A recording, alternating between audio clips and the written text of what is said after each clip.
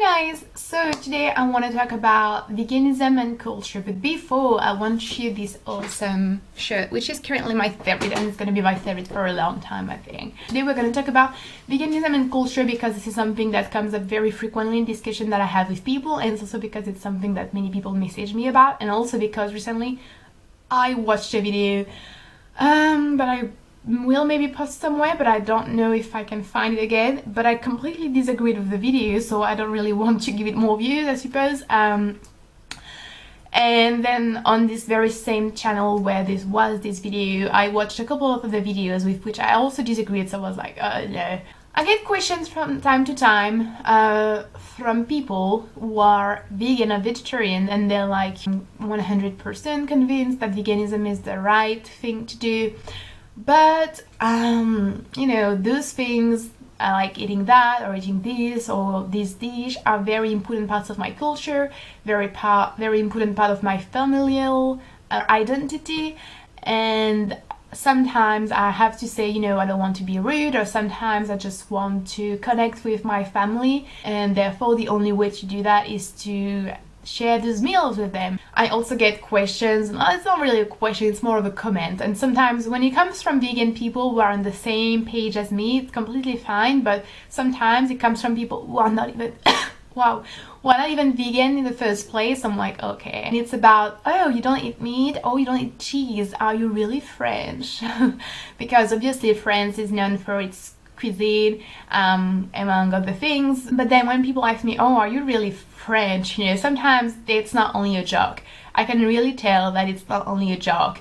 And usually after that, it also comes with this sort of, and it's not only a feeling that I have, and I'm pretty sure some vegan people are going to be able to relate to that.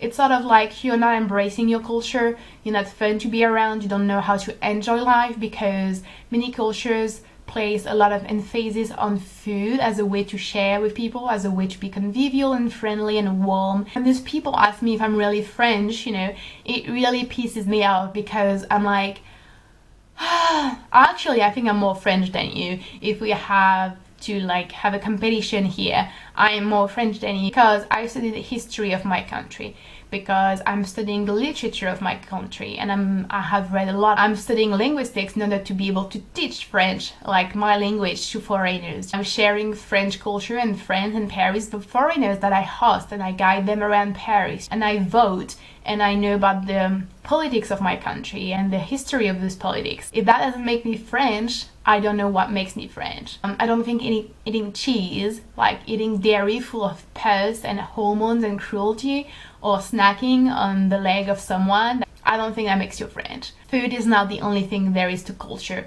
I think it's fascinating how people are so quick to be like, oh, but culture is important, you know, when it comes to food, when they don't give a single fuck about anything else that could, and that certainly do belong a lot more to that culture than just the food. Like, food, I understand and I agree, is a very spiritual thing, and I love food. If I could eat all day, I would be eating all day, believe me.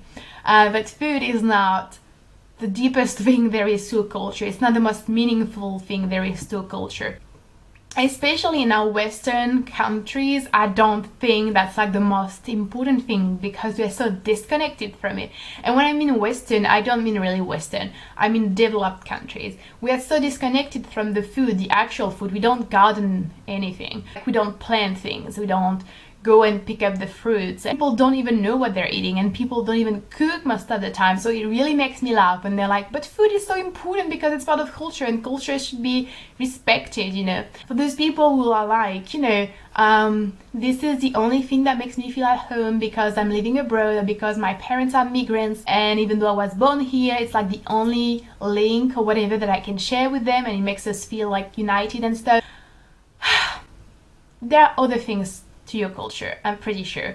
And also what I want to say is that those people seem to place so much importance on culture, but I'm pretty sure that they would not enjoy doing something that they find barbaric and cruel and, you know, disgusting and awful. For a vegan, I'm pretty sure you would not, even if it's part of the culture of the country, part of the culture of your country, or part of the identity of your family. If your grandma was like, it's kill that dough and just cook it afterwards. You wouldn't be like, hey grandma, I kind of disagree with you because, you know, I'm supposed to be vegan or vegetarian, but I know it's a big part of our culture, and so let's do it.